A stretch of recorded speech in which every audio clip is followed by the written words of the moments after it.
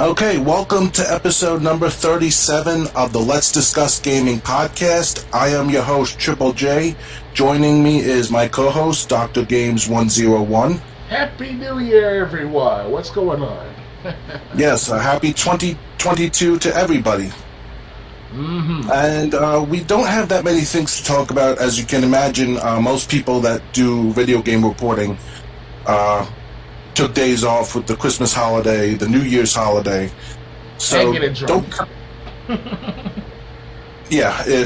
don't be surprised if we don't have that many things to talk about, but we will be doing something at the end of the podcast if this doesn't take too long, if reporting doesn't take too long. We're actually going to be watching some old video game commercials. Perfect. Now, you wanted to talk about this first. I said we would talk about this. You said this is the 20th anniversary of Max Payne? As of October, or if not, November 2021. I know we're a few weeks late on the matter, but I just want to mention it before it's too late, and obviously we still have enough time in a sense. We're late to the party of explaining and celebrating the 20th anniversary in our podcast. But, it's a good time to talk about it right now to those who are around the age group, because anyone who's born over, let's say, 25 years old heard about Max Payne and heard about games like Code Veronica and games like, what's it called, Grand Theft Auto, I think it's the best. So all this is happening with Rockstar Games now. So it's kind of like an interesting time to mention these things right now before it's too late, Okay, so listen, I know I played Max Payne on stream not too long ago. I'm up to like section 2 of the first game, and I'm up to level 7 on the second game of the first area. I beat the third game a long time ago. What did you want to say about Max Payne? Like your memories, I guess.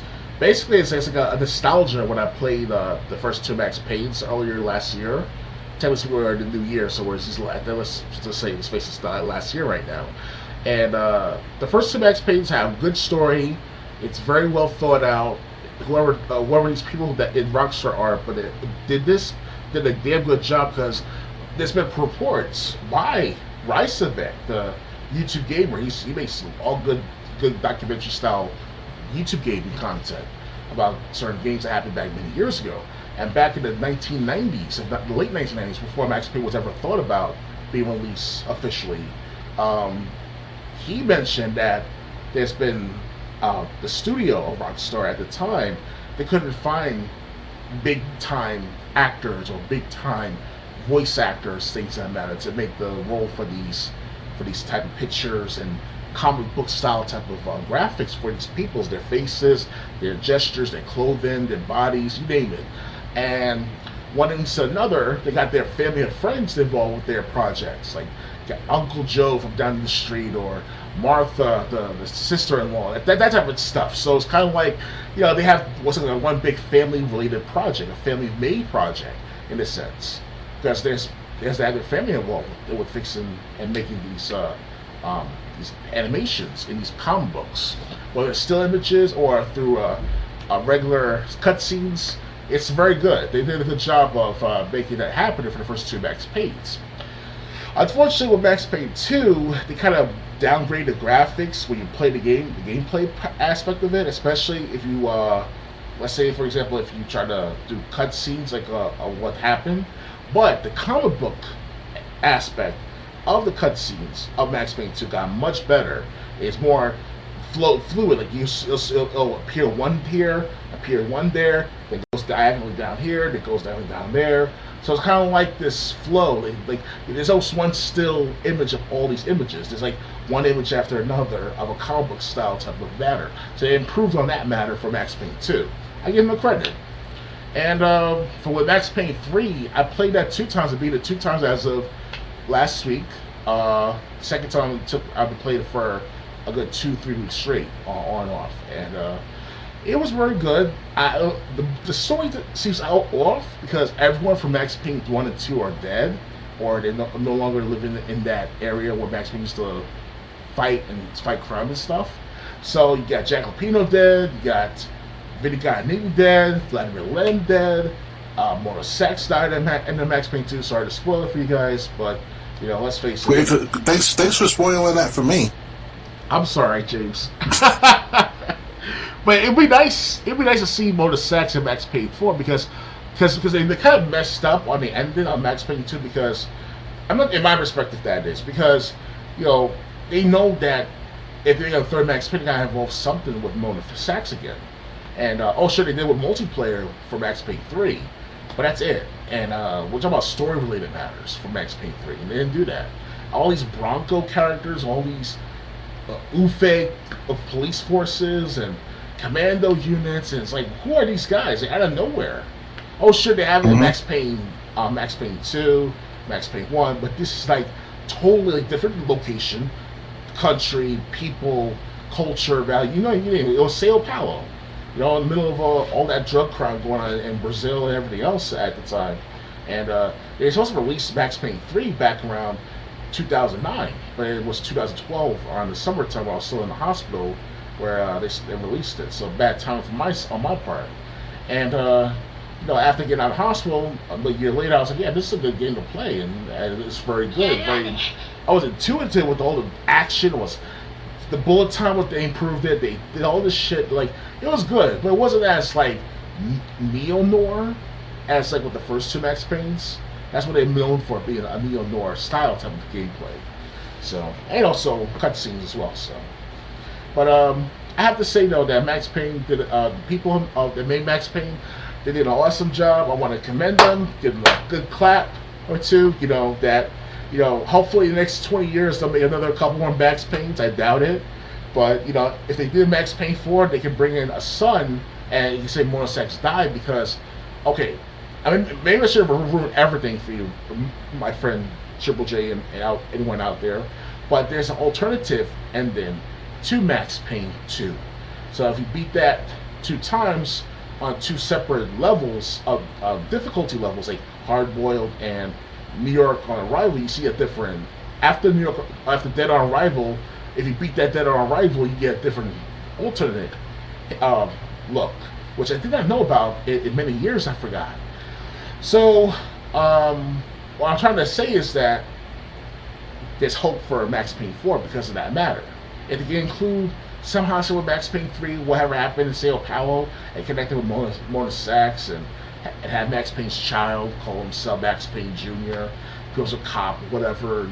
That would be nice to see something like that. But then all these younger adults, younger kids, younger gamers, they say that every time when they try to include a son of a main character of a father, like Max Payne, for example, like Marcus Phoenix to JD of Gears of War 4, it wasn't a good idea altogether. It's always a defaulted failure. There's always going to be problems with that matter. I'm like, no, it's not going to be a problem because if you're a homage, if you're a homie with the, and that sounds like a gangster word, but a homie with the game itself, the series of itself, you grew up with this as you were a teenager or even a child. You should know well then and there you grew up enough to know that there's got to be some interesting shit going on with that if they did it right. So it's all about taking a chance. Rockstar can do it on its 25th anniversary of Max Payne 4. I can wait that long, right? So, we never know. Okay, well, I don't think there's going to be a Max Payne 4. I think if there was going to be one, they would have done it already. Oh, yeah. Because, like, you bring up Gears of War. Yeah, Gears of War, the first one came out 2006. Gears of War 4 came out, 2014? About 2016. 2016. Okay, so 10 years between, and they had like 5 games in that decade.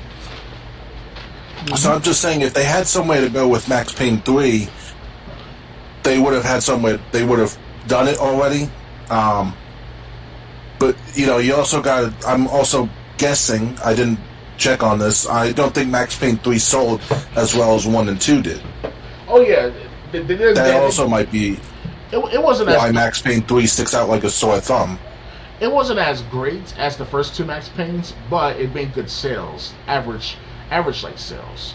And they had cool parts like when Max Payne was diving off the roof in the first level of Max Payne 3, and you having to shoot as you fall off the roof. So So I like the gameplay of 3. I'm as like I said, I'm up to part 2 in the first Max Payne, and I did beat level 7 in Max Payne 2. I was up to the prologue, but I didn't save and I died. I didn't know I had to save after every level, so when I start Max Payne 2 again, I'm going to have to do level 7 all over again, which is a pain. Right. I understand. But yeah, so Max Payne, it's great. I do like the style of 1 and 2 more than what they did with 3. 3, it was like a hostage rescue movie. 1 and 2 had the comic book style, and I actually prefer the comic book style. If they want to do something to honor Max Payne, maybe they could just make sure the people who were involved in the Max Payne movie are never seen or heard from again.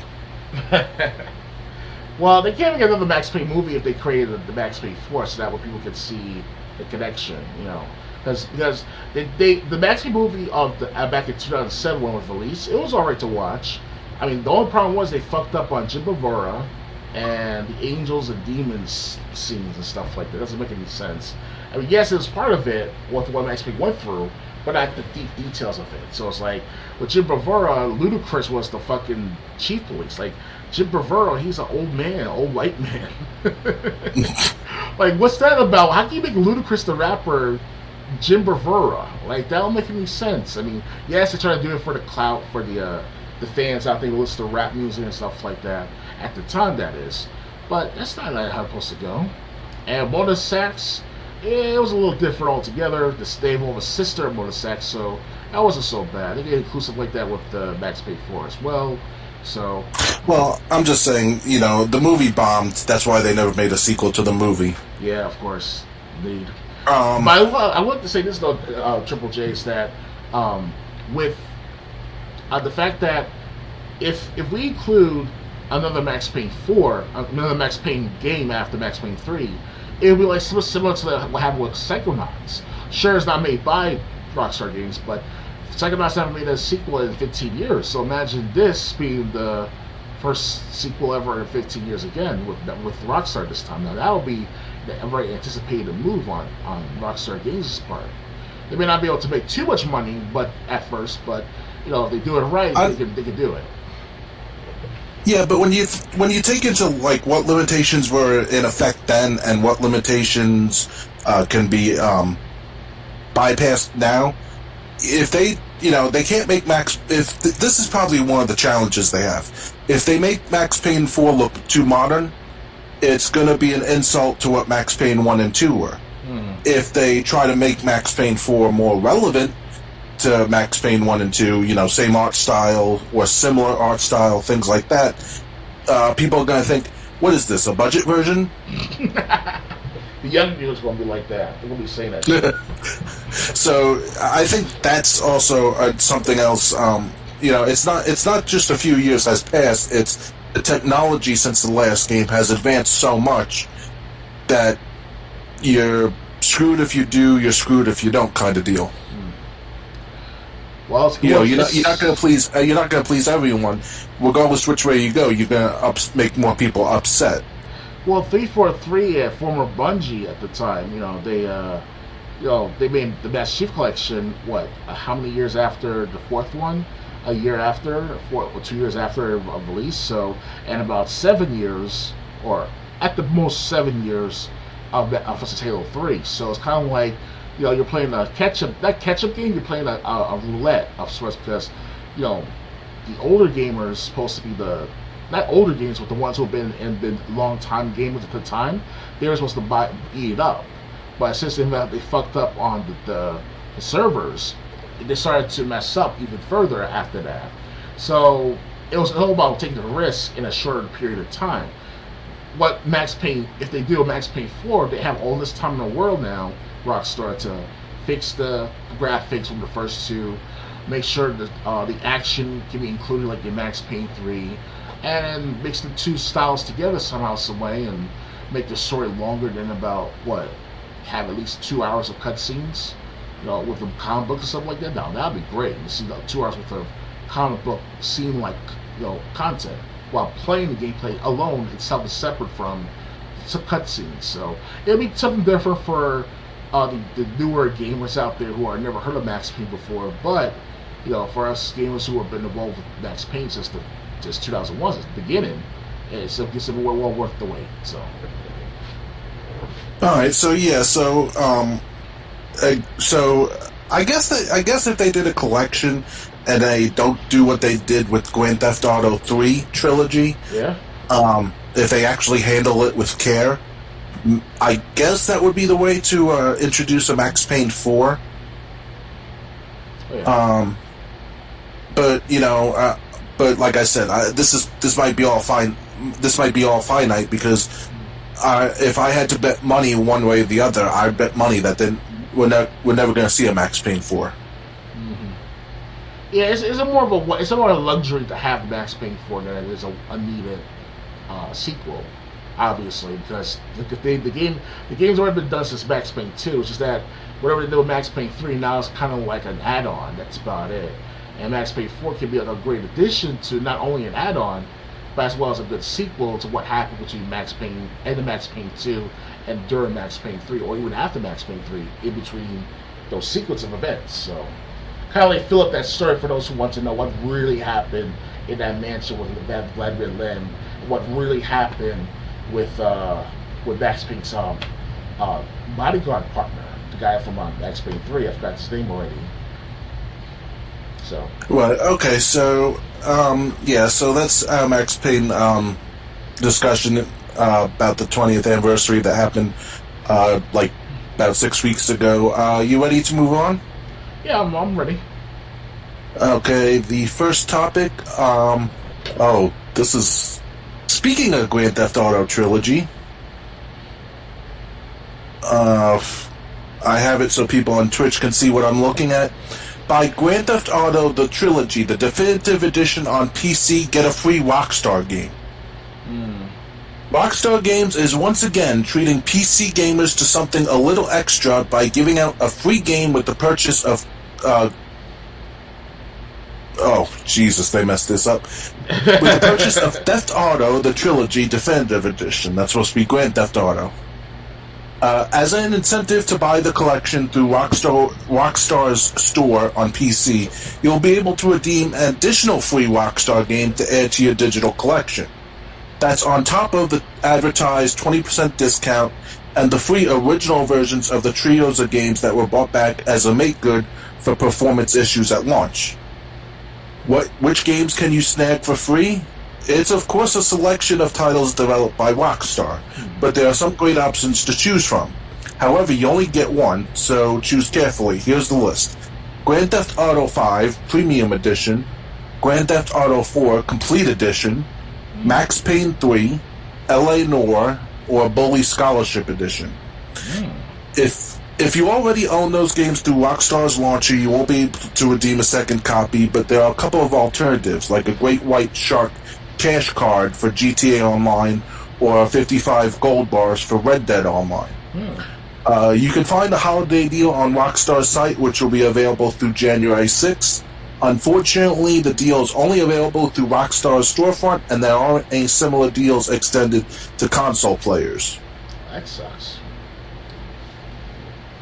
Yeah, so apparently they know they messed up, Rockstar did, and now they're trying to do anything to get people to buy the PC version of Grand Theft Auto Trilogy, the Definitive Edition.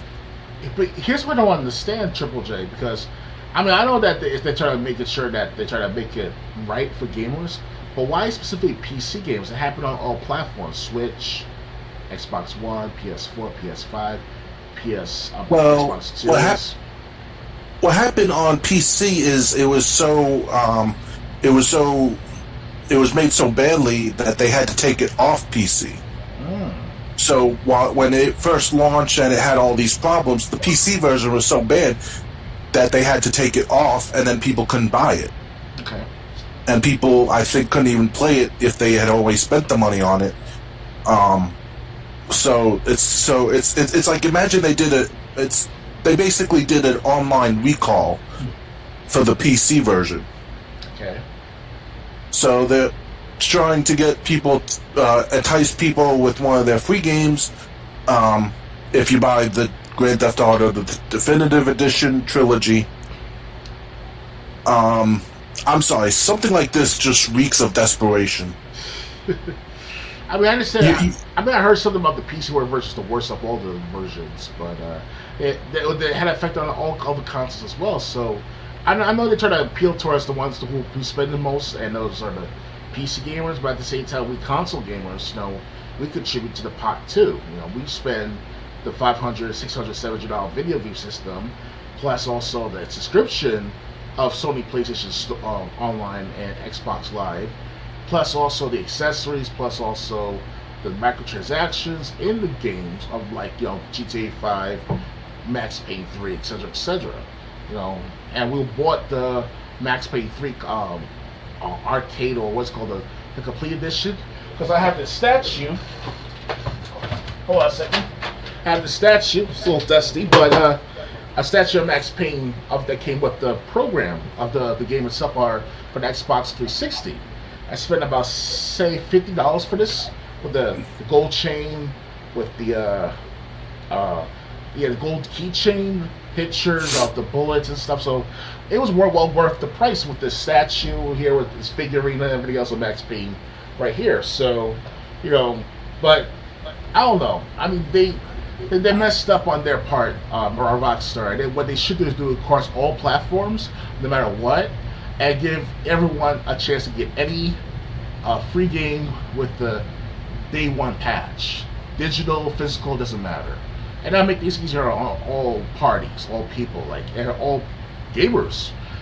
Because if you start selecting PC gamers more than console gamers, then people are gonna be like, man, what am I wasting my time for on these console games? What is so good on PC then? Oh, sure, Microsoft dominates the PC market by default, but they're gonna lose money on the Xbox aspect of the gaming system if they keep this up after a while. That is. Well, you could say PC gamers got the worst end of Grand Theft Auto trilogy definitive editions performance issues. People on console could still play it, although would you really want to? And I guess that's why they're doing it. But they should extend this to if you have Xbox, if you have Sony, okay, you too can download a digital edition of one of these games. Mm-hmm. I do understand. I do agree with Dr. Games 101 when he says, "Why is it just PC gamers? Why if you don't have a game, if you don't have an online account with your console or PC, then you're out of luck. But why you telling me you can't hand out Bully through Xbox Live for free or Max Payne 3?" Yeah, make a deal with Microsoft and Sony and Nintendo's stores. Try to make some sort of deal where it's if we get 100,000 people per console to go back to playing GTA Definitive Edition, then Rockstar, then these companies each get a cut. Stuff like that, and then Rockstar will recover themselves with profits of not beyond belief profits, but they'll make profits. So. Yeah, so, I mean, again, but for any PC gamers who wanted to play Grand Theft Auto, the trilogy, the Definitive Edition, I hate that name. Anyone who wants to play it on PC, you got till January 6th, which is 5 days away, to redeem a free Rockstar game if you have not done so already. Alright. That's all I got to say. Ready to move on? Yeah. Alright, next subject. Xbox games with gold for January. Xbox's January Games with Gold features futuristic titles. New year, new Games with Gold lineup, and this upcoming month's titles all seem to have a theme. We are looking forward and backward with a slew of games that run the gamut from ultra-futuristic to retro-futuristic. Don't get too excited. Come January, Xbox owners with Xbox Live Gold or that subscribe to Game Pass will be able to get the titles listed below for free. Neuro Voider, a ground, Radiant Silvergun, and Space Invaders Infinity Gene. As usual, the games are only available for a limited time, so make sure you catch everything you're interested in before it leaves the servers. The first up on the list is Neuro Voider, a twin-shooter RPG that sets waves of robots after you. You'll have to take each of them down to end the never-ending war that's been tearing up the cyber-futuristic world.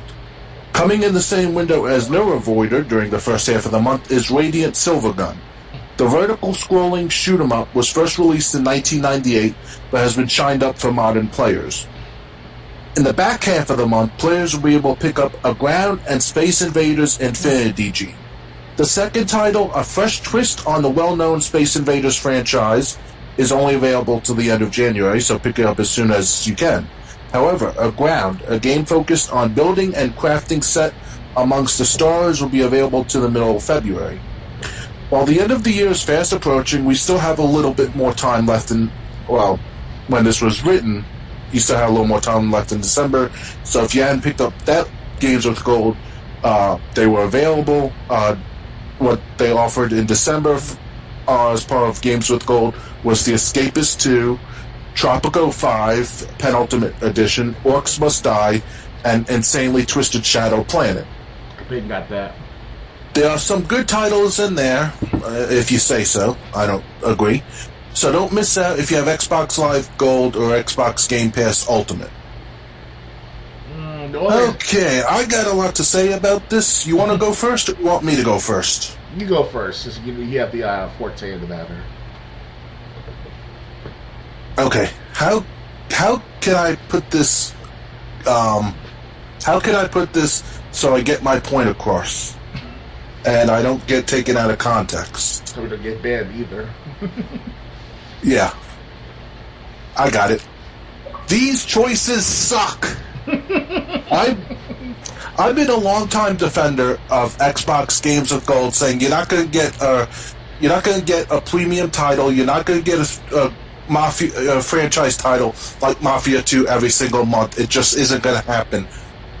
But oh my God, I have never been more disinterested in what they are offering for the full month of Games with Gold than what they are offering right now. Space Invaders? Really? If it's the DX version, then I can understand that, because I have the other DX version, Galaga. It's for like $8, $7, you know. Yeah, but Space Invaders Infinity Gene, okay, they're going to have different gameplay modes and stuff like that, but it's still Space Invaders. You're right. You buy that separately without the Golden Ed Game Pass, you know. Not to mention, The Escapist 2, Tropico 5, those were two games that were like different genres, so you had something for everybody. Escapist 2 was kind of like a puzzle type of game.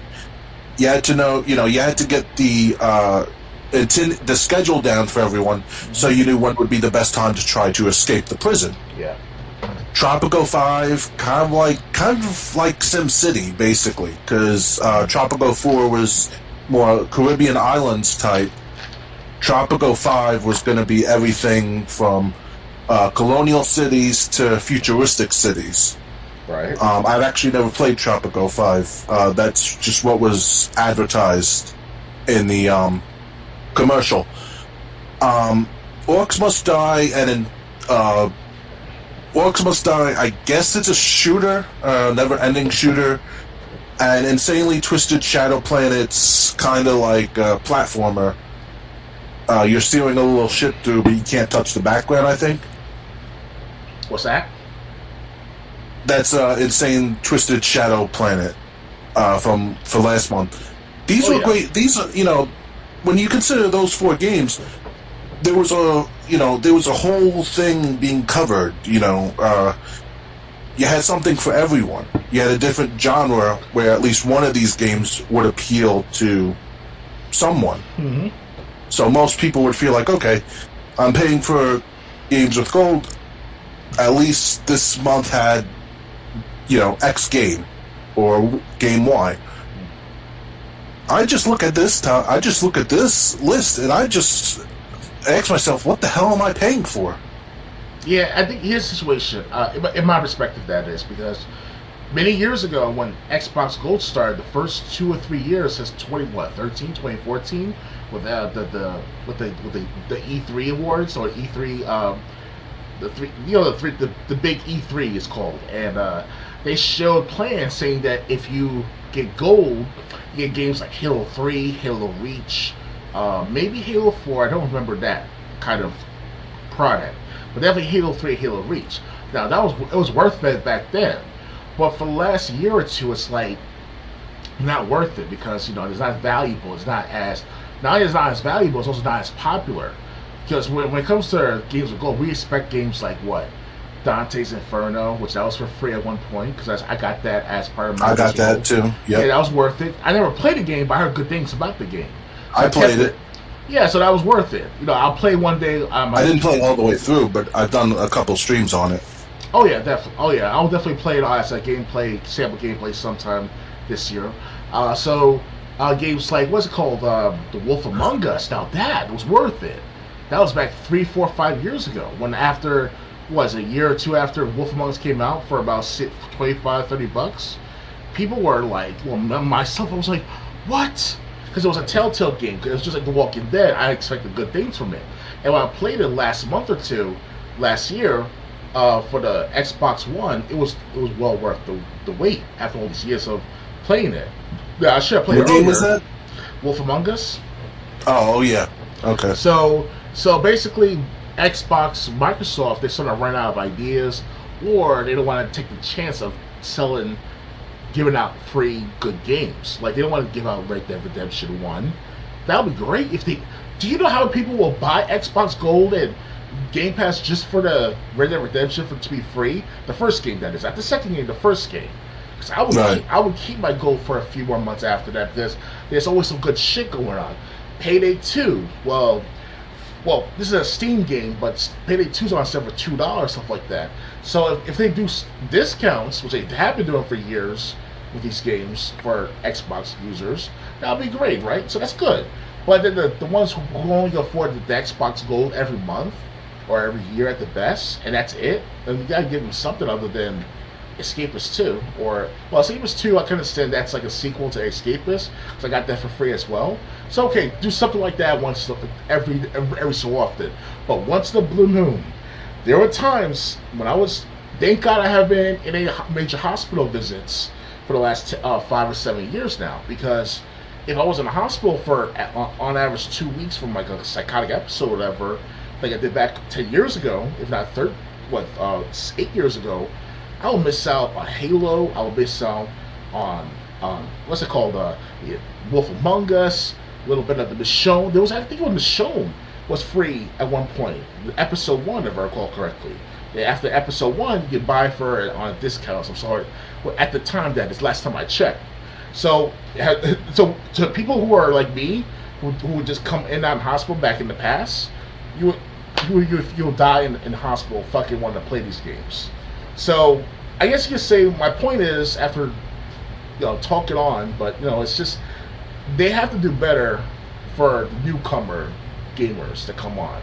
They have to do better for everyone. Because I already got what I want from games with gold for now. If they can give me Red Dead Redemption 1, the first Red Dead Redemption, or the first ever Red Dead Redemption, the Red Dead Revolver. Now that would be interesting to put that in the games with gold. Then they can't get the Xbox port of that if it came out on Xbox. They can't get the rights to that. It sucks, And this is from Rockstar last time I checked. Red Dead Revolver. That's where Red Dead Redemption came from. Red Dead Revolver. Yep. So. So I mean,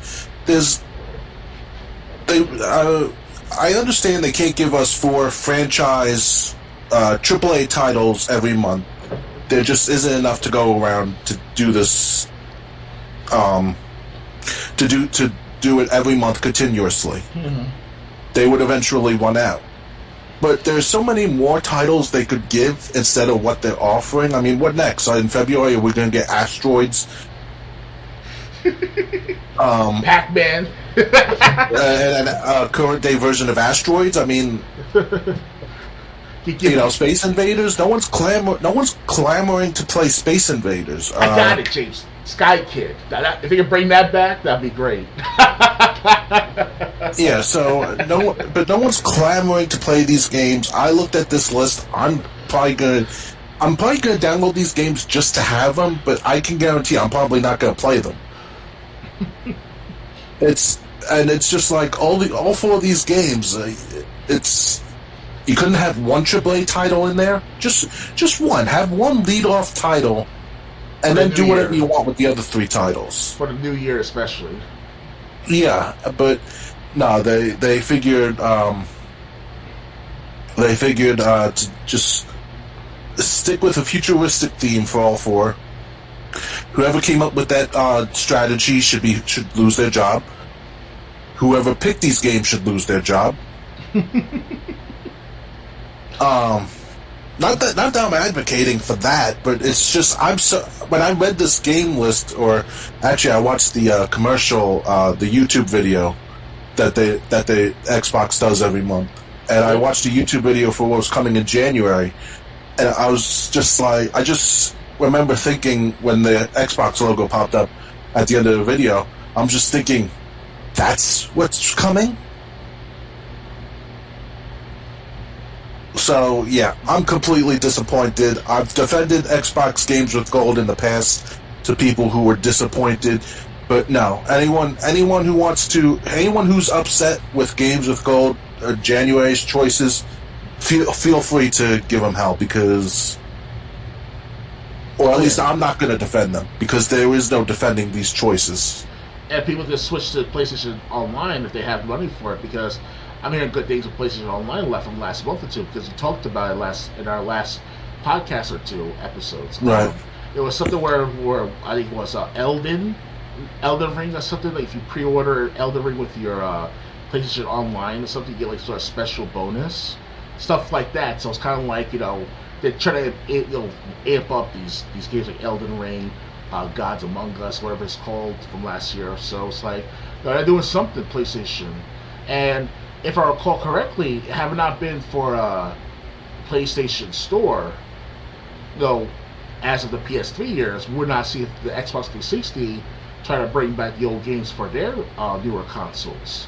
So it's kind of like, having that for Sony, we would have actually, because Sony at one point, you were able to get not free games, but free subscription to play online. Like you get to play online with no extra fees or payments, nothing like that. Just the Xbox or the PS3 you bought, and that's it. And the controller and memory card, maybe, or memory storage. That's it. Good, right? So, but then they started to agree to these companies over time. And they want to be conservative with what they give out to customers, because that way they can make them hook, line, and sinker longer and longer, more and more often. And yes, that worked for me, and perhaps even you, Triple J, because I stuck with it for 7 years so far, Games with Gold. I mean, there was maybe 1 month I must have missed, because I lacked the money at the time to get Games with Gold at the time. But other than that, the rest of the months, there was easy breezy, like, okay, I'll buy this, or I'll get that discount, or I'll take that offer. That's what I did. Game Pass. Or capitalize on that free play day. Yeah, or Game Pass with Gold, the Game Pass Ultimate, where it's like you get like a discount, an extra discount of like 10% off. So if you already have it a discount of that game, you get an extra 5-10% off, and you get Game Pass Gold last time I checked. But this is back like 14, 15, 16. So that's when the height of the Xbox One was starting to become very allowable. Like where you could. It's great to have Xbox One back then, because they had the snapping app, and you could get TV subscriptions connected to your Xbox. So they did a good job, Xbox, but they fucked up because they listened to that. I'm excuse myself, pissed off, because that snapping app, not everyone can get a computer next to their Xbox. Like, oh, thank goodness in my room I have the computer right here and Xbox to my left for how many years now. But in the living room, good luck trying to get that, because the way the living room's set up is not meant to have a computer there. Maybe a piano, but not a computer, But I mean, I know it sounds like I'm just being closed-minded with that matter, because the living room is like your own forefront for entertainment and comfort and relaxation. Well, bedroom sleeping and stuff like that. That's about it. But the living room is like the home entertainment system. So you gotta impress those people who want to get these consoles. Oh, sure, they get the DVD player, they get the Blu-ray player, they get the 4K player. But if they get the Xbox One or the PS5 or the PS4 or the Xbox 360 or whatever, they can get that DVD quality to Blu-ray quality for Xbox One, Xbox Series. Yeah, Xbox One to even PS3 could play Blu-rays. That's it. I don't even have a Blu-ray player. My Xbox One is my Blu-ray player. Same here with me. If it had not been for the Xbox One upgrade to Blu-ray, I went out and buy Blu-ray copies like Commando or Bruce Lee movies, stuff like that. I've been buying lately. I bought the Commando many years ago. Did a review of it on my old gaming channel. But I'll try to re-upload it if I can with the Commando review. Well, other than that, yeah, it sucks. It's just that you expect that they'll maintain the interest constantly. Right. And after 2016, when they got rid of Snap and that, I felt disappointed.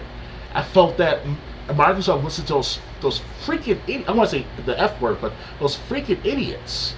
They said, you know what the reason why they got rid of Snap and that?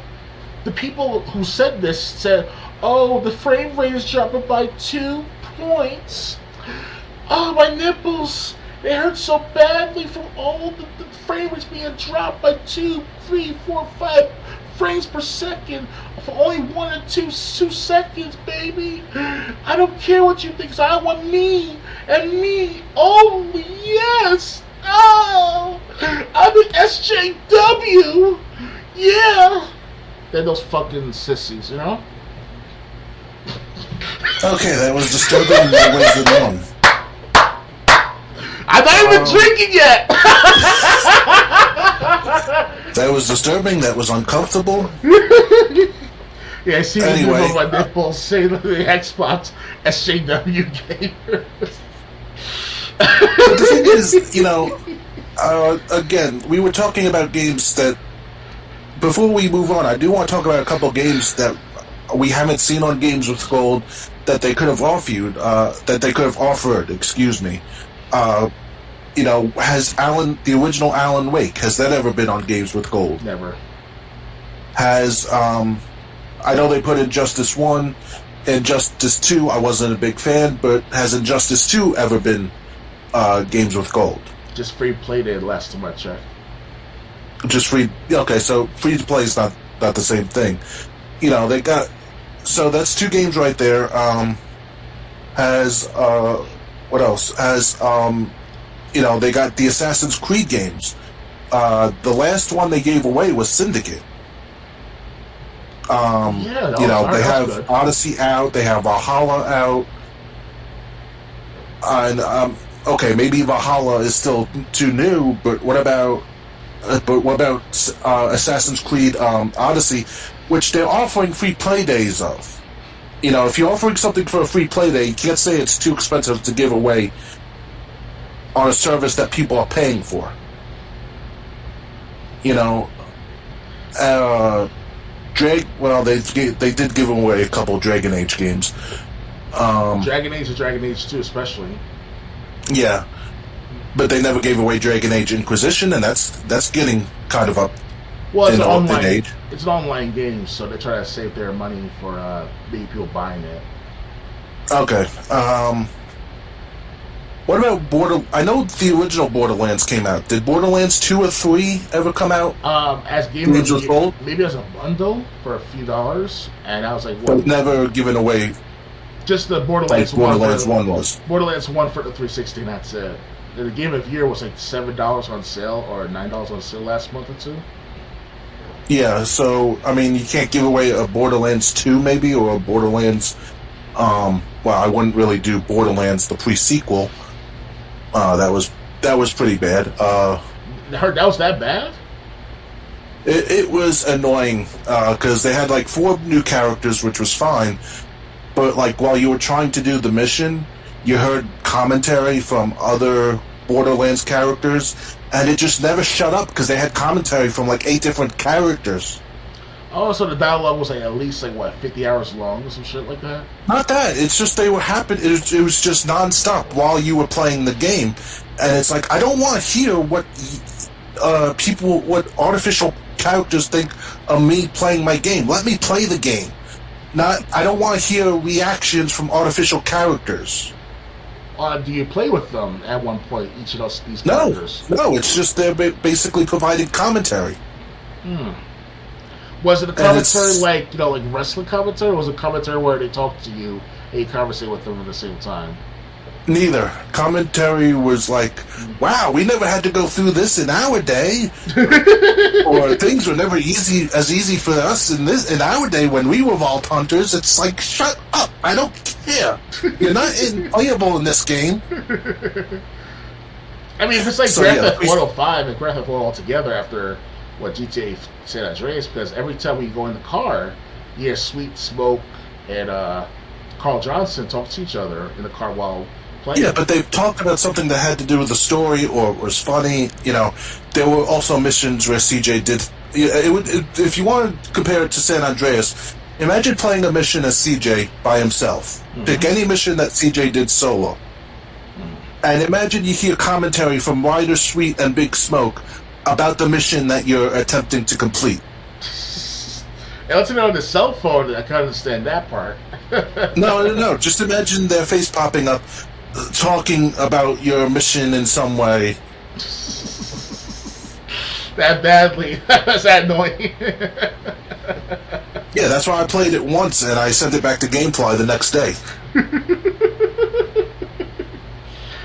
But you gotta admit though, there's one scene within the drive-by mission in San Andreas where Big Smoke was eating up all their food. I was like, dude, eat up all the food. What was it? Was it Ryder who said, stop eating the food and start shooting? Why I shoot you myself? But see, that was funny. That's funny to listen to. That's could you imagine CJ say when he could you imagine CJ when he realizes that Sweet's being set up? Could you imagine Big Smoke, Ryder, and Sweet doing commentary, and when CJ is shown, say, Tenpenny working with Big Smoke and Ryder. All of a sudden, you see Big Smoke on the screen go, shit, he's figured out our plan. We've got to hurry. or just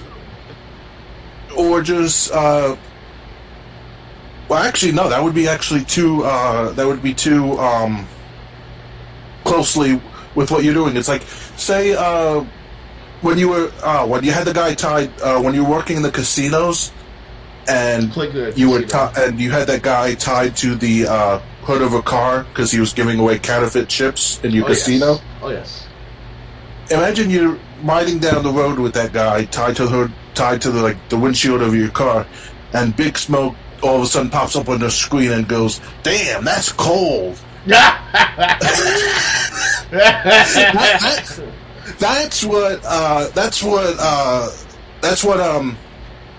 what Borderlands the pre-sequel was like. That's what I got rid of Borderlands 3, obviously. Yeah, and then Borderlands 3, thankfully they cut that stuff out. Oh yeah.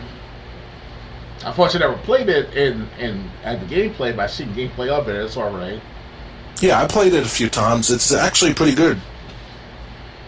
I didn't even like Borderlands 2, and I like Borderlands 3. Okay. At least you play all the Borderlands games, right? So I only played Borderlands 1. So, ready to move on? Yeah. Okay. Next, we got a new character joining Fortnite.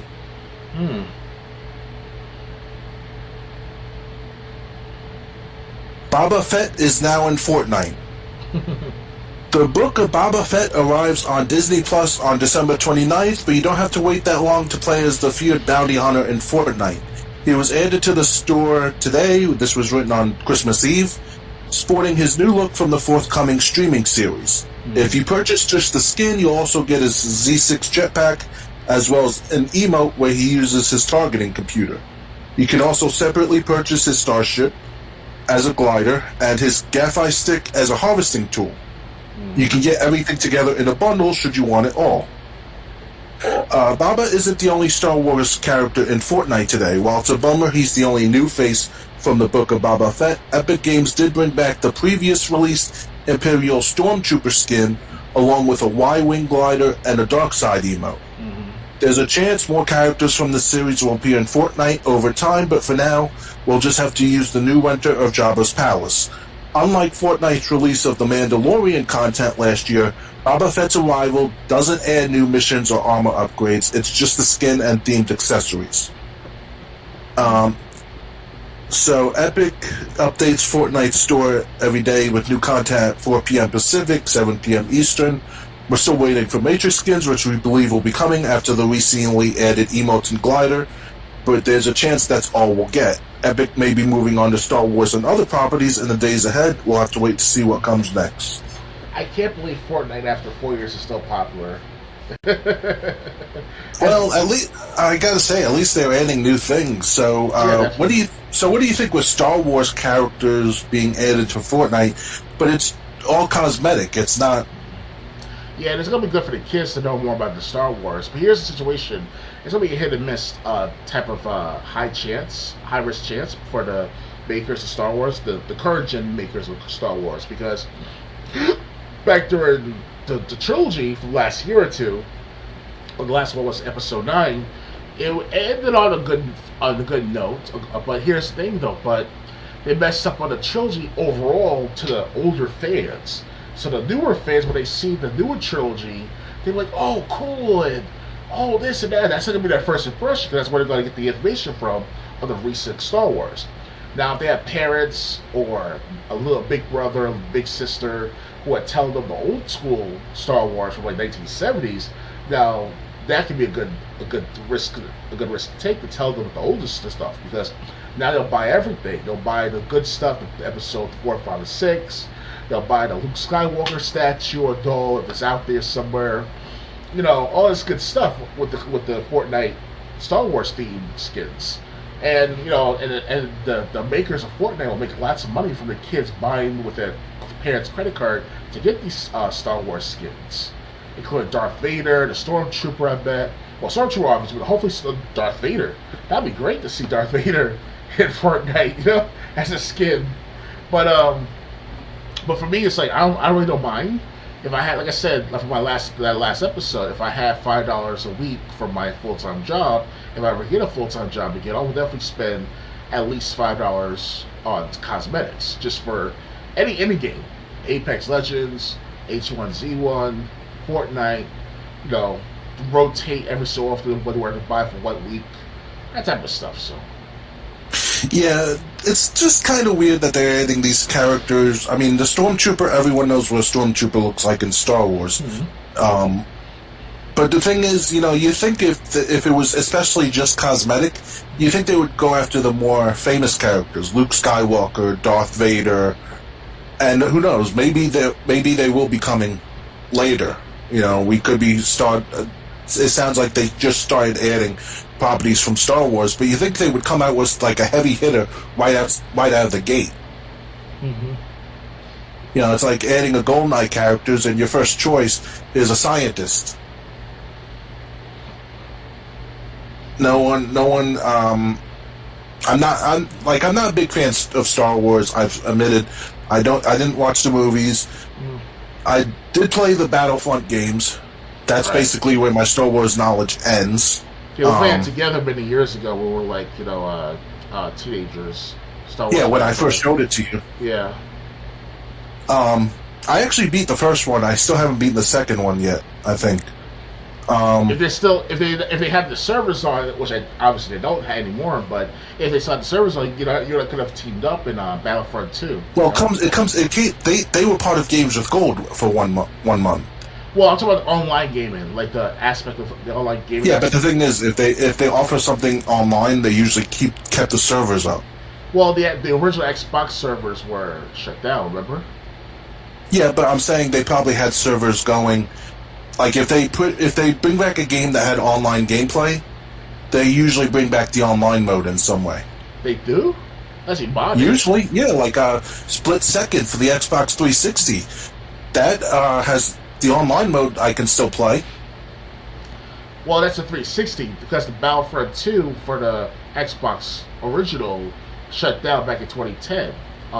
Yeah, but okay. Well, I'm just saying games that they usually bring back if online playability was possible in the original game, they do usually have servers. Because I played 360, not original Xbox, but I had played Xbox 360 games online. Where you think the servers were been shut down years ago? Of course, but that's what you said. Like 360. Second, right? You said 360. Yeah. I said Xbox One original. The Xbox original, excuse me. Yeah. But like what I'm saying is, Split Second never had a sequel. So you think the servers would have been shut down because I heard that game came out like in 2010. Mm-hmm. But no, I can go on my Xbox. Recently, I went on my Xbox One. I was able to play online with other people. Okay, because it was an Xbox 360 I'm guessing, game, not an like Xbox I said, original. I'm guessing there's probably a way to play these games online if Microsoft went through the trouble of adding them to games with gold. All right. Well, they did say, well, not directly from Larry Herb, aka Major Nelson, but in one of the podcasts in the past. Back as early as 2013 or 2014, when I listened to a lot of Major Nelson's podcasts, I still have them saved on my hard drive. And he said that the Xbox original games would never come back to be turned back online after 2010 of April. So after April of 2010, the Xbox original games didn't have the online playability. Battlefront 2, Armed and Dangerous, Dead or Alive Beach Volleyball, you name it. All the stuff from the Xbox original days. And since then, they never been turned on back online. They will give you free games for gold still for like how many years, but that's it. They'll never give you Splinter Cell for free, but they'll give you like the Dead or Alive, number 1 or Dead or Alive 3, whatever it's called. So that type of stuff. So which I'm trying to play. Yeah. I just bought Splinter Cell for about $8 on Amazon. Trying to buy that it's used, but it's worth. I heard the first Splinter Cell was the best Splinter Cell game. So. You're right, because I just remember they had Conquer Live Reloaded, and like the normal gameplay, which was basically online, you could only play against the computer. Yes. So I do remember that. But anyway, back to Fortnite. I'd expect if they were gonna start adding Star Wars characters, wouldn't you add the headline characters that everyone is familiar with first? Before adding in the lesser-known characters that were only known to fans of the series? Well, they expect that. Okay, from what I learned, based on trends and culture out there over the years, especially on the internet, how like almost every website has their own Stormtrooper groupie out there where they dance around acting stupid and such. You got eBumsWorld.com playing Stormtrooper parodies, stuff like that. YouTube.com. Player Underground, stuff like whatever it's called, PlayerUnderground.com. They got shut down from all the what's called the program from December 31st of 2020. They got shut down from that. So it was good back then to see all this the Stormtrooper aspect. So that's the most popular among the Star Wars fans to recognize very easily. Yes, it's a helmet, no name, no person underneath it, but still won't mention Stormtrooper. Oh, sure, we put Rey in there, but she's a Mary Sue and what is the most unpopular Star Wars character among the older Star Wars fans, which is you and I pretty much. But the younger crowd, like, maybe 15, 16 years old, they're like, oh, especially the female, be like, oh my god, it's Rey doing all these Mary Sue shit, jumping and doing force moves in episode 7 for no apparent reason. Like, it was good to see episode 7 for the first Star Wars movie in about 20 years almost. That type of 10 years actually, excuse me. And it was like, wow. But with Rey, it's like a Mary Sue. She knows all this stuff by heart without no practice. It's like it looks uneducated to most people. Like it looks stupid. And Episode 8, now people said that was the worst Star Wars ever, and one of the worst movies in cinema history. But to me, it's like, they gotta fix. They should have fixed that. But it's too late now. The damage is done. But again, back to the point with with the popularity of the Stormtrooper, that's been around for decades, even before the prequels on the internet. And I remember back in the 1990s when we had dial-up, there was these Star Wars, these guys dressed up as Stormtroopers all the time. That's where they got the trends from the internet. Okay. So that's my perspective, why I learned from the internet, and why the Stormtrooper skin is better and more popular than not then Darth Vader, but more common among the Star Wars group, the average Star Wars group. So. Okay. Yeah, and like you said, or like the article said, we'll most likely get more Star Wars characters as time goes on, because Epic Games wants to keep Fortnite running for as long as possible. And we cannot really include Finn as a Star Wars Jedi character, but he can still be part of Star Wars skins and stuff like that. Just like he can't really wield the lightsaber as like an average Jedi. I'm very surprised they let Finn utilize that saber like he knows what he's doing. Because Kylo Ren got his ass kicked at first, but then Kylo Ren returned back with vengeance right after that. So it's kind of weird and stupid at the same time, but also cool. So it's kind of like they saved their skin for Episode 7. But by Episode 8, it's like, the first 15, 20 minutes of that movie was all right because the action and all, but after that, it's like, what are they doing, Okay, so I agree with your point. The Stormtrooper is probably the most detailed, is probably one of the most popular characters than anyone else, because like you said, it's a helmet, it's an outfit, and like they said, more stuff might be added. So if you're a big fan of Fortnite, they got a couple of new Star Wars skins for you. Ready to move on? Yep. Spend wisely, kids. Spend wisely. Yep. Next one. We're gonna like talking about this one. Mm-hmm. Telltale Games currently developing The Wolf Among Us 2 shares 2022 plans. It's been just around 2 years since Telltale Games announced its return. Populated by some of the former studio staff and led by a new team, the company announced a follow-up to The Wolf Among Us during the Game Awards 2019. Then things seemed to go quiet, leading many to speculate on how the newly reformed studio was doing. However, Telltale has been recently very vocal about the status of its projects and the studio itself. This most recent post from Telltale's official Twitter account runs down a list of the studio's recent milestones and what it hopes to achieve in the near future. It begins, "Telltale is back." Then the post moves on to assure readers that the company, while trying to stay true to the Telltale legacy, is changing things up and steering clear of the problems that plagued the original studio.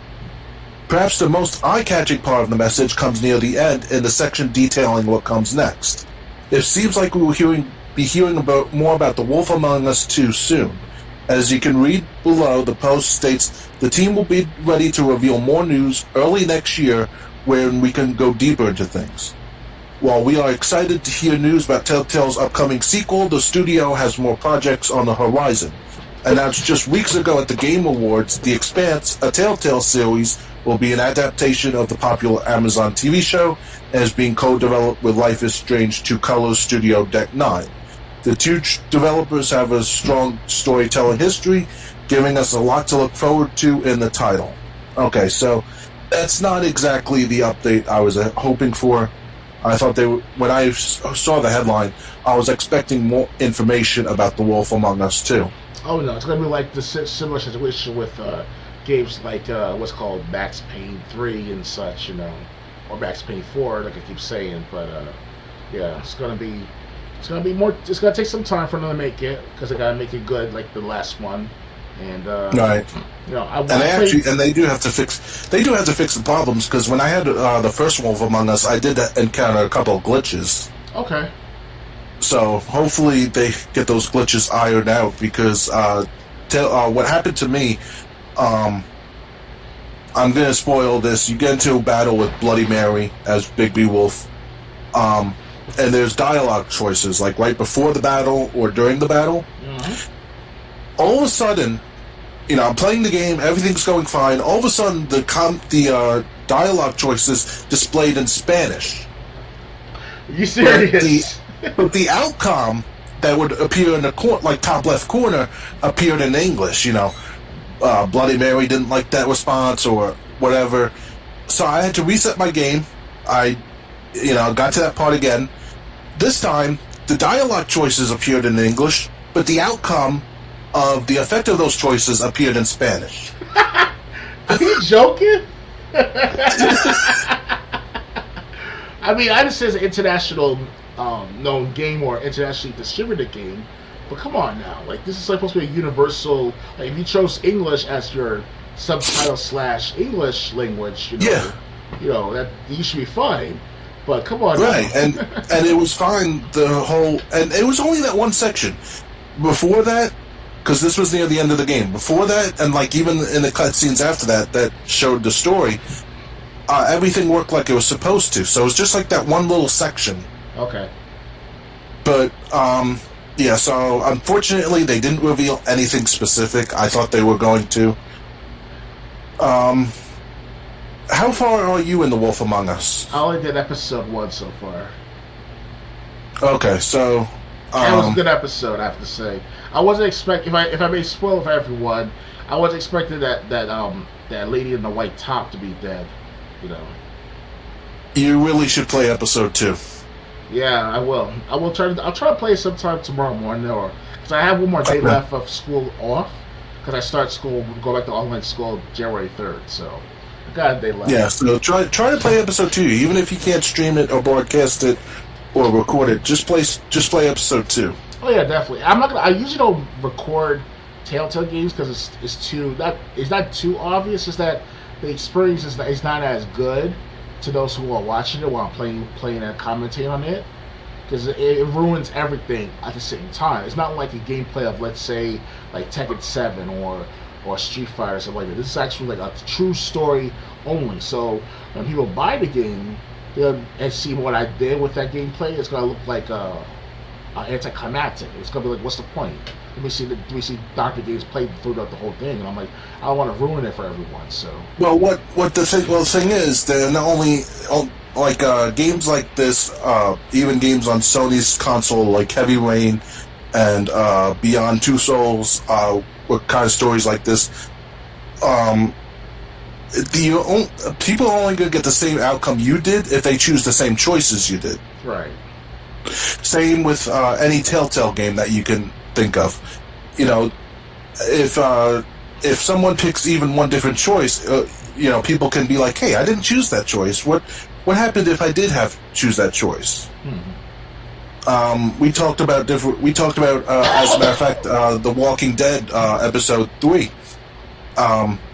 We chose different endings and got different endings. Not only that, if you played the Xbox One version of season 1 and 2, those season 1 and 2 are connected itself to season 3, and you'll see a different outcome that, unlike you went through, because at the beginning of season 3 of The Walking Dead, Kenny leaves Clementine to the Walla Washington, whatever it's called, encampment, and then years later she kept on to Kenny's hat, and everything else, and the baby as well, and the baby turned out to be in season 4, which I never played season 4 yet, but I know one thing is certain: if I did save the information of The Walking Dead season 3, it will transform to The Walking Dead season 4. So that you'll see what happened with Clementine years after the fact. So because our pathways are different for you and I, because we went through different pathways on what we did throughout the last three or 4 seasons. I mean, we're gonna spoil. We'll spoil kind of things. We're not gonna spoil things, but we're gonna tell what we did. Like in The Walking Dead episode 3, I chose to stick as Javier. I chose to stick with Kate, help block off the city of zombies that were pouring in through that hole in the wall. You chose as Javier to go after Javier's brother and nephew. Yep. I'm not going to say what happened in the endings of either of our games. but we both experienced different things because of those choices. Yeah, I was like, you know what? Whatever.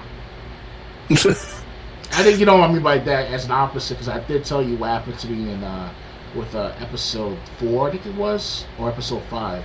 I think it was episode. No, I think it was episode 5 because that was like the end. That was like the very last choice we got to make. That. Oh yeah. Yeah. So anyway, The Wolf Among Us 2. We're just gonna have to wait for more updates. Ready to move on to the last topic? I just want to say with Wolf Among Us to those guys out there, like, I will eventually play more of Wolf Among Us first before Wolf Among Us 2 comes out. I'm definitely by then, but it's going to be another year or two, I bet, at most. So, right. I got other games to play and record and stream and stuff like that. So I just played Brothers the other week and play games like that. So those games are all right to play, especially Brothers. I mean, I was expecting some sort of huge, like AAA style gameplay, but I forgot this is an arcade related game from 2014, give or take. And it was great gameplay. It's funny sometimes, it's sad sometimes, it's like they did a good job, but whoever made this game, so. Okay. Yeah. So ready to move on? Yeah. Unfortunately, this is going to be a little sad, a little depressing. Yeah. John Madden, NFL Hall of Fame coach, legendary commentator, and video game icon John Madden passes away. He died at the age of 85 about 4 days ago. Madden was best known for his role in the NFL as head coach for the Oakland Raiders from 69 to 78, where he led the team to a Super Bowl 11 victory in the 1976 season. He later became an unforgettable, bombastic broadcaster for CBS, Fox, ABC, and NBC, covering and commentating on NFL games every week. Along with his memorable advertisements for companies like Tough Actin', Tinactin, to his various cameos in film and television, he was a nearly inescapable part of American culture for well over 30 years following a successful coaching career. We also know John Madden from his years of being involved in video games, having a franchise emblazoned with his name since John Madden Football in 1988. For 23 years, he has given his name, likeness, and often his voice and infectious persona to the games developed by EA, now known as Madden NFL. He has an indelible legacy in the world of sports, video games, and culture at large. The least we could say is thank you, John, for the years of sharing your knowledge with your players and audience, being endlessly entertaining, and playing such a big part in making video games what they are today. Our condolences go out to John's wife, Virginia, their sons, Michael and Joseph, and their families, friends, and loved ones who knew John Madden. Indeed. Rest in peace. And, I guess the best we could do is just talk about the Madden games, like our memories with them. I have to say, I'm not trying to be too political here, because that's what happened in the NFL in recent times. But you ever notice that prior to the Colin Kaepernick kneeling and the, holding hands situation with the American flag back in 2016, and then many years beforehand, like the 2003 Super Bowl with the Giants, finally went to the Super Bowl in many years and stuff. John Madden and his commentating stuff, I don't think he was never political. That's the best thing about John Madden now. That's why he's so likable to most people, because he never got too involved with politics. He never talked about his political views too much. And if he did, it's only like during 9/11 or during like a special 70th anniversary of some sort. If he was alive, back in 70th anniversary. But still, the fact that he was a guy who was likable by almost everyone, black, white, rich, or poor. And it doesn't matter whatever you hear about the 9/11, whatever you hear about the Gamergate and stuff like that, and Colin Kaepernick, he was never involved with the Gamergate. He was never involved with the Colin Kaepernick situation. I mean, he was, unless he was a frail all-time man with Alzheimer's at his last 10 years. Other than that, he stayed out of it. Yeah. So that's good on his part. So it's I wish I could escape, what I did back in my past, with political commentating, because that stuff is very polaristic among the America of today. And 10 years ago, it was okay to talk about politics to some degree, but not too much. Because now you get canceled for talking stuff from like 10, 15, 20 years ago. So John Madden, he never experienced the younger crowd, bashing him for like his commenting on politics, because he's never been involved talking about politics. So. Yeah, well, I'm not going to talk. Now's not the time to talk about Colin Kaepernick. We made fun of him 2 weeks ago. Right. He's not even worth being brought up today.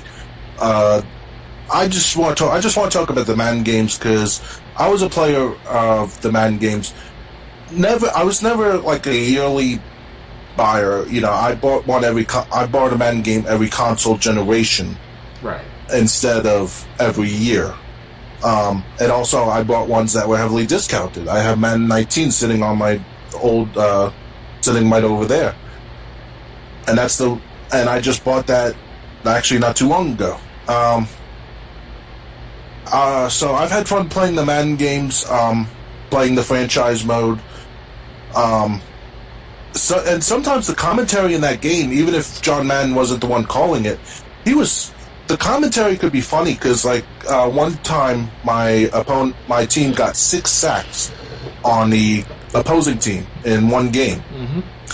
And one of the commentators goes, "That guy is probably thinking, guys, you gotta protect me more. You can't let him get to me that quickly."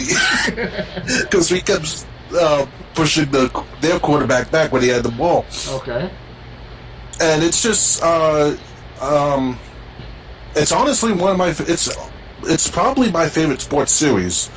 When you think of anything, baseball, hockey. I really haven't enjoyed basketball since NBA Jam. But yeah, Madden is, I think, one of my favorite sports series, if not my absolute favorite. Okay. Anything you want to add?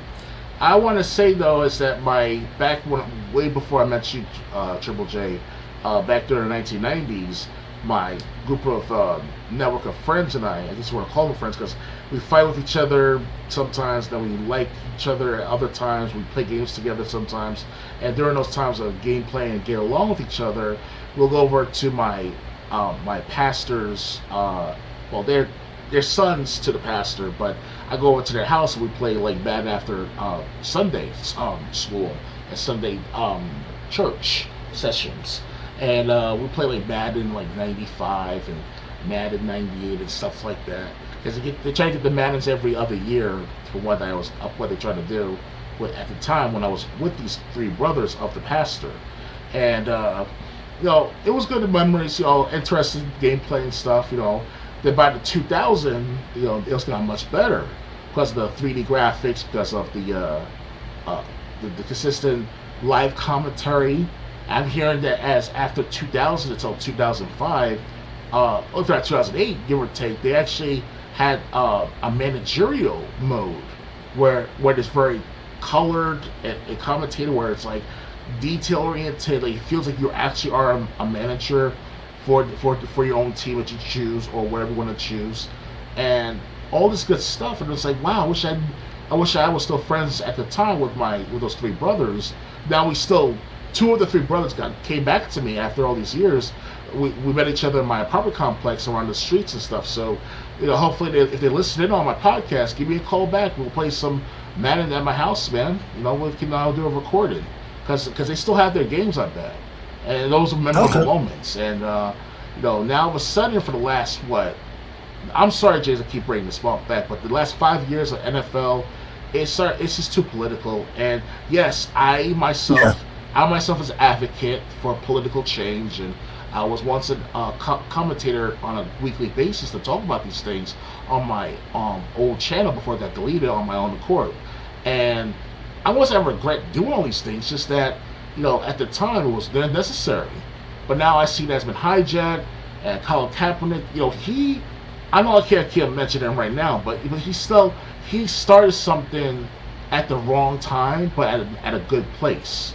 And what happened is that he grew up either poor or he had family or friends who were poor around his neighborhood who were less fortunate than him. And he's trying to take advantage of this platform.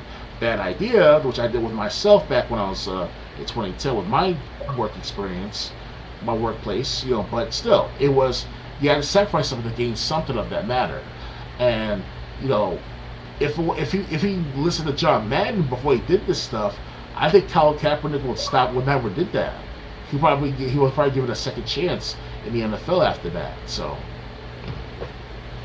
yeah. All right. So that's basically the news we have tonight. This would be a really short episode, but luckily we're not going to end things there. And I really don't want to end things on a depressing note anyway. So what we're going to do, we're going to be watching some old video game commercials. You'll be able to see them on Twitch. As a matter of fact, let me go to Discord so you can see what I'm looking at, if possible. I should be able to see your screen, but not your webcam as always. So. Okay, well, I can show my okay, so you'll be able to see it on Discord or Twitch, whichever you choose. Test stream pause, but I'll set the type. So basically we're gonna play some hold on. Let me read Discord. Swap to your application to resume. Okay. So basically we're gonna watch some we're going to watch some video game commercials. We're going to stream some old ones. And we'll be checking the chat room like after every set of commercials airs to see if you have anything to say.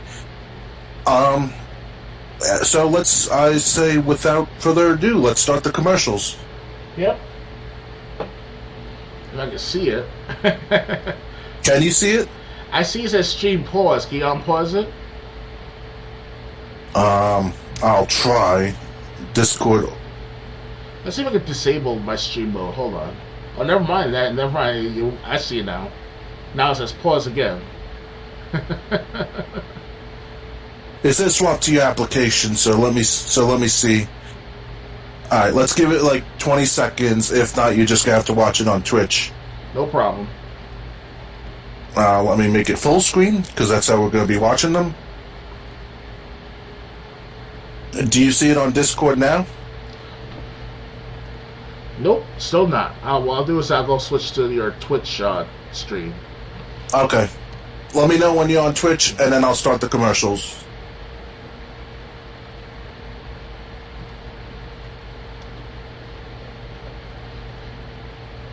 Or you got old rag we can clean the.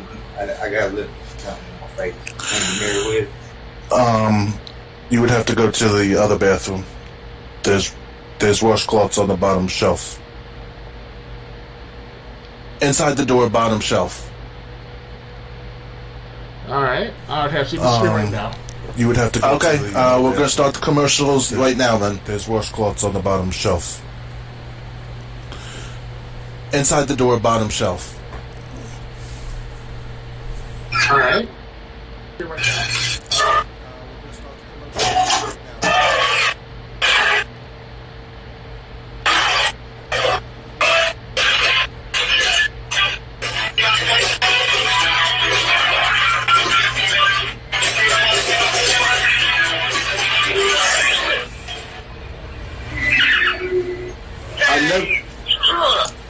I never played Toy Story, but I heard that is one hard game on the Super Nintendo and Sega Genesis. Really? Yeah. Sonic 3 is coming. I can't believe Toy Story was on the Genesis. What was that? I said, I can't believe that Toy Story was on the Genesis at Super Nintendo. Yeah, it's that old. Because Toy Story came out back in 97. It did, yeah. What was that? Sonic 3 Toys. Yeah, it's that old.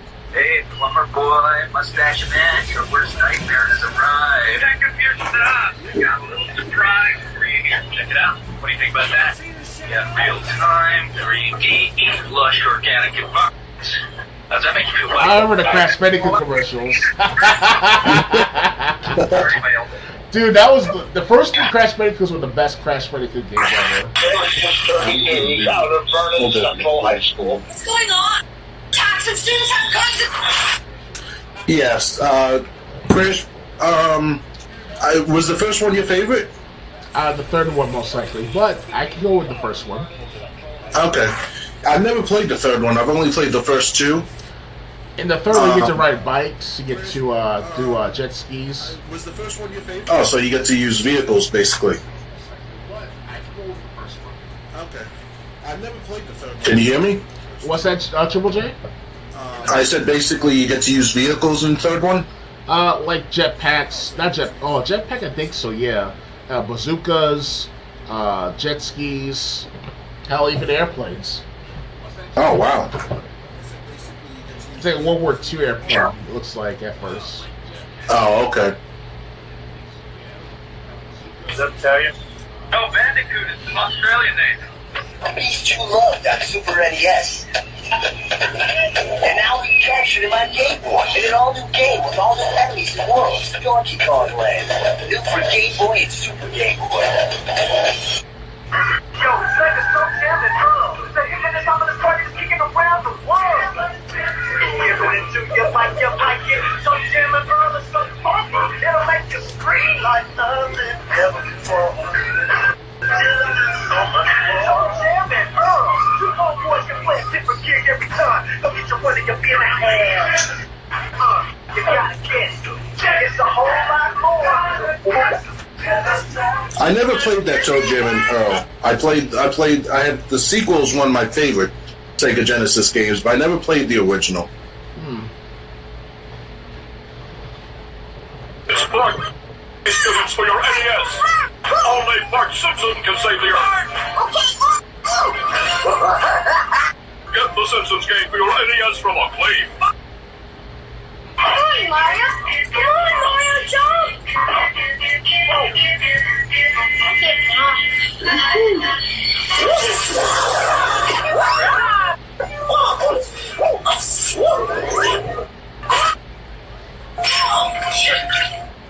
Oh, this commercial.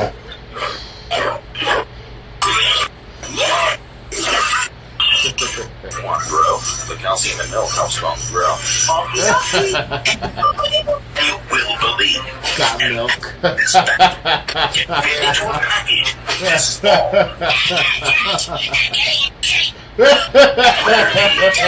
South Park is I like that commercial of Super Mario. Yeah. Thanks for asking. Okay, you're going to jail. Oh, I need to buy. Stupid, I'm over here. Comedy Central South Park, now on PlayStation. From Acclaim. Those South Park games, it's funny with how terrible those South Park games were. It's amazing how well the role-playing games turned out. Oh yes, definitely. This is from 25 years ago, South Park game. Yeah. I think so.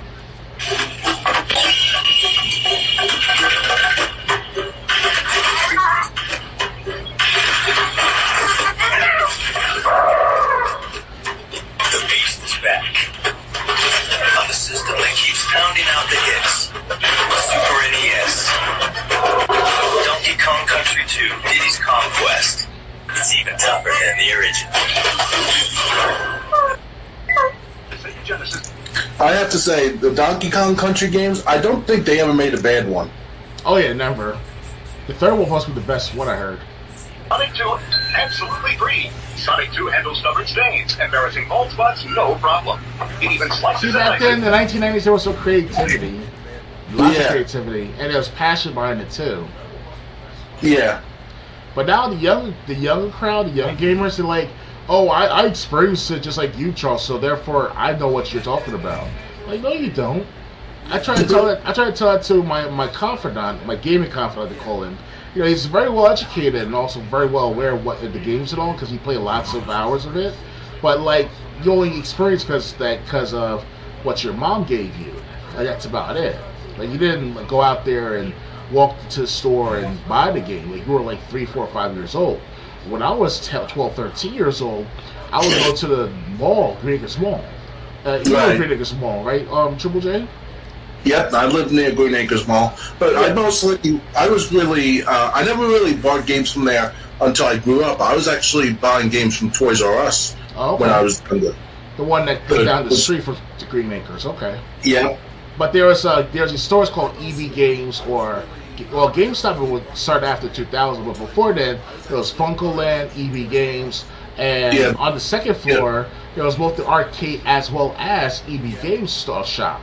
So there was so much you could play on these games in the store as well as the arcade, because back in many years ago you get to play a preview of it before buying the major games. Yeah. Like the newest Raw game for the Xbox original, or games like Crash Bandicoot stuff. So I was going there like twice a week after school, hours after school, going to the mall, ask my mom for a couple of bucks just to play some arcade games, and then shop around the store afterwards, looking around, pre-shopping, like, oh, I want this game, I want that game, and it was well worth it. Yeah. I miss those days. Unfortunately, those days aren't around anymore. Yeah, now all of a sudden it's all about cash grab and then trying to bring in a mainstream audience. All well and good, but not everyone's going to be liking games. That's not the same thing. And it's not like people aren't going to malls anymore. Malls are still making money, or at least they were before the pandemic. So it's like you're saying you wouldn't have gotten people if you had a little, display or something. Oh yeah, people will still go to the mall still. And hell, last time I went to the mall, as of like late last year, I think around November or October, there was on a weekend. This is, by the way, a weekend, Saturday. All the cars were filled up at the mall. All the cars in the parking lot filled up beyond belief. The restaurants, the mall itself, the outlets outside the mall, it was filled up. Like everyone was shopping everywhere. And this is during like the holiday season, so it was like around November, like right before November or something like that. So yeah, so unfortunately, that's another thing that died with our childhood, I guess. Yeah, the younger generation doesn't understand that. Oh, sure, there's some people out there who are like younger than me saying like, "Oh, I experienced it just like you did." Like, no, that doesn't work like that, because back in the '90s we had arcades. Back in the '90s, there was no controversies about sex scandals and sexual harassment and cash cow and games and stuff like that. It was never mentioned in any magazine before. It was all about the game. It was all about the gaming product, the game, and the company that made the game. That's about it. Don't forget the arguments about Night Trap. Oh well, that's like a normal thing, like where the Congress saying, "Oh, that's sexually inappropriating kids' sexuality" or some shit like that. They said Lieberman, whatever his name is, the Congressman Lieberman. Like he was a top person behind that matter. But other than that, there was no sexual harassment or sexual assault in the gaming industry. Yes, there were sexual harassments back then, yes, but it wasn't widespread throughout the internet, because the internet just started to become like it wasn't well known like it is now. Yeah, because everyone has an internet computer connected to the internet, and tell them their story. It's ridiculous now. Well, I don't think it's ridiculous. I think it's just people think. The only point that's ridiculous, I think people think they're going to get away with it with how fast information travels nowadays. Yes, and I admit that I took part in that exposure of many things happening in our government as one example of that matter. But that's like an obvious thing to those who read books for how many years. Like usually, critical thinking involves reading, studying, analyzing, deciphering. If you don't have those skills developed over time up until a certain age, you're not going to know what I know, or you're not going to know what we know as a group. And, oh sure, I'm not Mr. Know-It-All, I don't know everything, and these are conspiracy theories at best. But however, Triple J, these conspiracy theories, whether it's Blizzard, Activision, or the Obama administration back in 2009, this was well known to some people out there who just looked at a book and looked at the biography of these leaders. Yeah. So they tell their plans before what they do in politics. There's no accident behind that. Like there was a $54.99. Just like Activision Blizzard back in 2000s. we hear about this stuff by Activision and Blizzard, like having sexual assaults or sexual, harassment cases. But it wasn't so widespread. We just hear about it through like word of mouth, and that's off the internet, not on the internet. So, right. So the rumors, because the internet kind of equalizes the playing field for most reporters, for most people want to expose the corruption.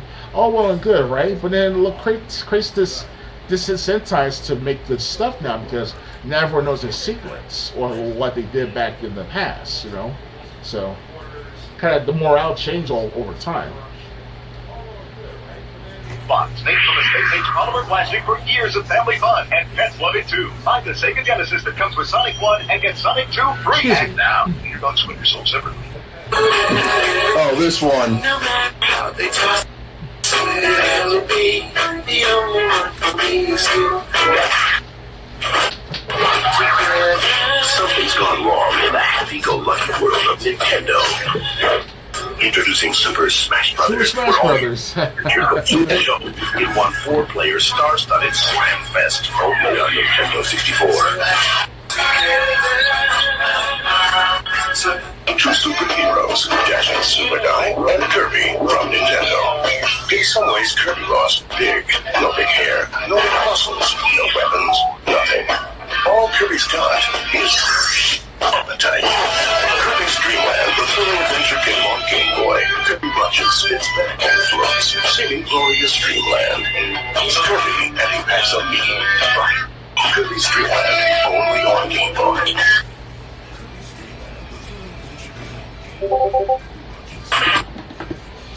Yay, Kirby. I was caught in a cycle of overeating, and one day I woke up and I was 35 pounds heavier. Yeah, It's I gotta get hard. that Kirby game before it gets too expensive. The Game Boy. Yeah. I still got my.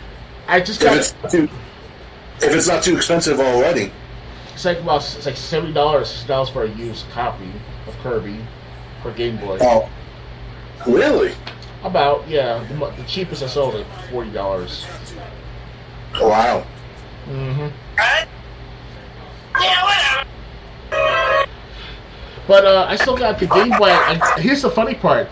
Back 5-7 years ago, if you bought the Game Boy on Amazon, it was like $30-$40. That's it. Renewed, like new. It's fucking crazy. But now I'd asking like $150, $200 for a Game Boy. Wow. And the SP version costs about $245, $50. It's funny you bring that up. Chrono Trigger for the Nintendo DS was loose. Used to be like $20, $30. Now it's like $200 On a DS? Yeah. I understand it's on a PlayStation 1 or the Nintendo No, especially. the PlayStation 1 version is cheap. You get Final Fantasy 4 with the PlayStation version. Obviously. Yeah, I got that. Final Fantasy 4/2. 4 for Japanese fans. It was 2 for United States fans. Do with that as you will. But that's still going for pretty cheap. But like the DS version used to be really cheap also, especially loose. And that, ever since March, it's shot up in price. Interesting.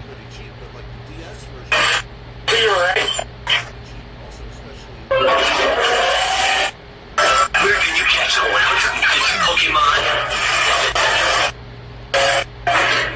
Yeah, on your Game Boy, that's where. Pokemon for Game Boy is here. With both packs, you can catch them all. Games and systems sold separately. Eric gave you the mumps. Your brother gave you the flu. Your best friend gave you chicken pox. It's payback time. With help from Dr. Mario. Go head-to-head on NES or link up on Game Boy. Then contaminate, exterminate, and spread the viruses. When you score, infect your opponent. Make them sweat, run a fever, get the chills. Dr. Mario. Dr. Mario. Yeah. That's actually a fun game to play. I still got my copy of Dr. Mario on the Game Boy. Find out who crammed everything into Super Mario World 2 Yoshi's Island. Dr. Mario is pretty harder than you think, especially if you play it at high speed. Yeah. Yoshi tricks all served up the latest graphic technology, Fourth Nation. No more. Sure you don't have room for another little bonus level? beating himself to death. Super Mario World 2, only on the Super NES. Still the big one.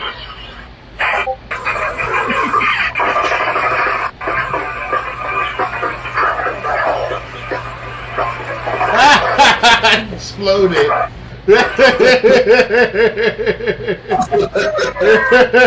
I remember that commercial. Hey, Tony Hawk. Yep. Now they have the remaster version on 1 and 2 for the Xbox One and PS4. And Switch. Okay. Video game review! Okay, last week, Harley and I reviewed Ultra Environment. Yeah, Tony Hawk was at his prime back during the first one came out. He did that 900 record, that Spinning 900, whatever it's called. Right. I don't know how he did it, but he did it. Go! So we're gonna take a look at Battletoads. This is hard game. You know what sucks? I don't see those skateboard competitions anymore on TV. Yeah. They don't have. They do. I think they were even included in X Games, but actually, that's where you would probably have to see video game competitions is X Games. Okay. Because it used to be skateboard competitions back in like 90s and 2000s. Yeah, but they've added them to as part of X Games nowadays. Okay. You go wrong. Wait, we're back to I see better days. Remember that song? Better Days by Citizen King? Or Citizen X? Yeah, look it up. Look it up. It's Citizen King Better Days. Or Citizen X Better Days. Okay. Yeah, it's not a bad song. And it talks about the struggles of us adults. Like, go and work at the fast food job, the fast food job they said in the song. It's pretty cool. Okay. GoldenEye. I still got my copy. This game is played out to me. And what game was that? GoldenEye. I played it so many times. Okay. Well, the single player mode anyway. Okay.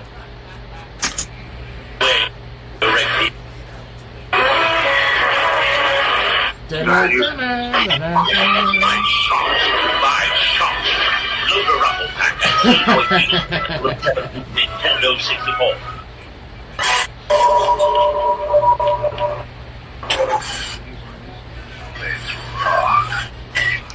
See, the younger crowd will never understand what we experienced for games back in the 90s and 2000s.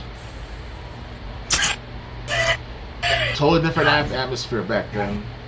Yeah. I was afraid of anyone and everything and everyone. But I stick with my games like it's nothing. Because they treat us like animals where we live. Like, it was like a hellhole on earth. Because I think I mentioned in one of my videos that there was a kid, an 8-year-old kid got beaten the crap out of other 8-year-olds. And he died from his injuries. So. Oh, wow. Kids killing kids. Now, I mean, there's still kids beating up other kids, obviously, but it is so little. Like, just, hear the news anymore. Right.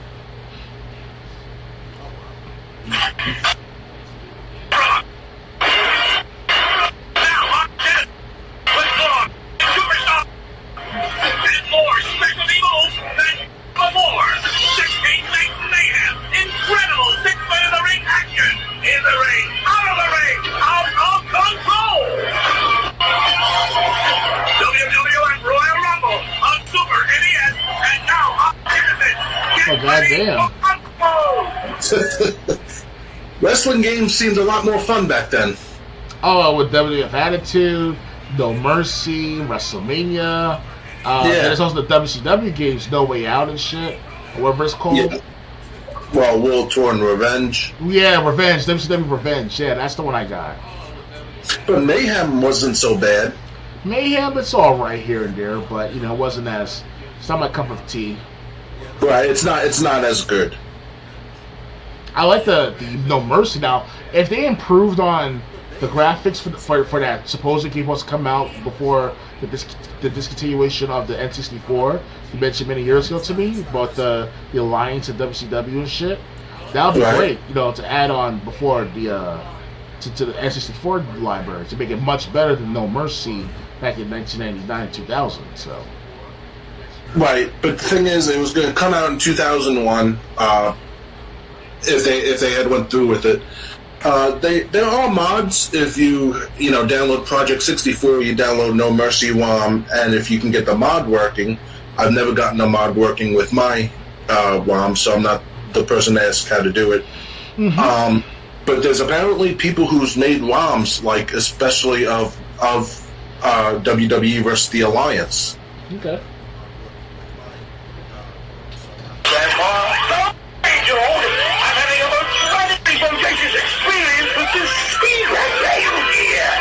Remember, old bird? Wow! Texas ain't typical colors, man.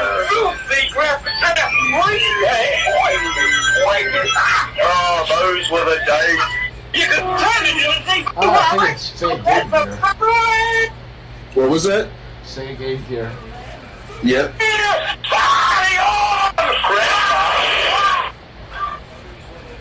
Pop the horn. The hood.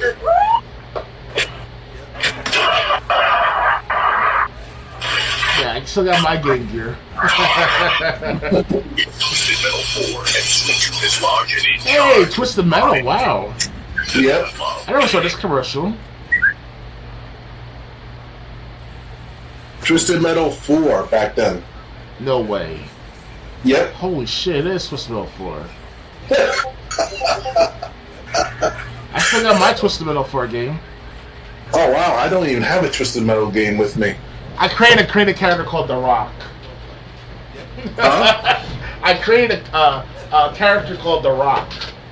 The wrestler. You can create characters in that game? Yeah, well, the vehicles at least that, not the actual physical person. So, Oh.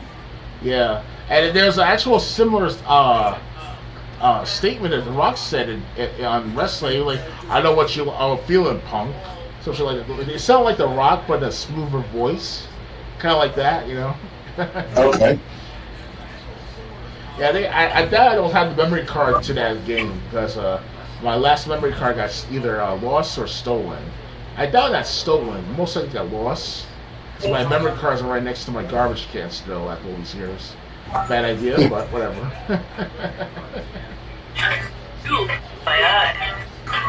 It's Game Boy Camera. It makes you do any game for them. Just pick a friend, pick a nose, pick a friend, nose, eyes, ears, whatever.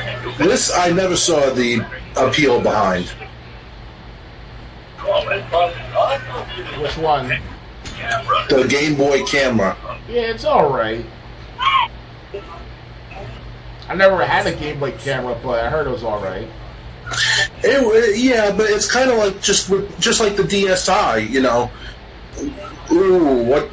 Why should I get the DSi? You gotta get the DSi because it has a camera on it. It's like, yeah, I'd rather keep the DS that has the Game Boy Advance slot. Mm-hmm. You want to watch some more commercials? It's up to you. I mean, we got 10 more minutes at the most, so. All right. Well, I guess we'll end it there. We can do this some other time if people enjoy it. Let us know. So our next podcast, anyway. Let me get the date. The next podcast will be in 2 weeks on January 15th at 9 p.m. Eastern. Just follow me so you know when the next podcast will be starting.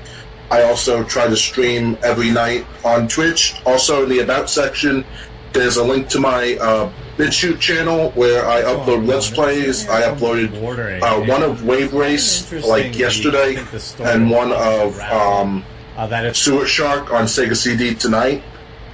Also, there's a link to my price charting store if you're interested in purchasing old and new video games. Anything else? Anything you want to cover before we leave?